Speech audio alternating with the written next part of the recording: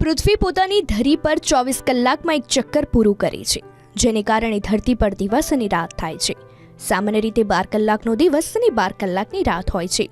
પરંતુ અહીં સવાલ એ છે કે આખા દિવસમાં 24 કલાક જ કેમ હોય છે? કેમ 1 કલાક વધારે કે 1 કલાક ઓછી નથી? તો તેના જવાબ જણાવીએ.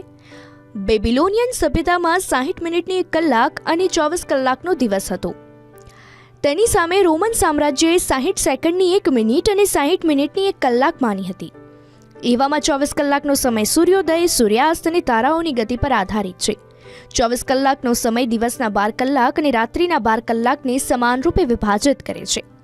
આ 24 કલાકનો સમય પૃથ્વીની ધરીના સમયથી એકદમ નજીક છે, જે વૈજ્ઞાનિક રૂપે સટીક છે.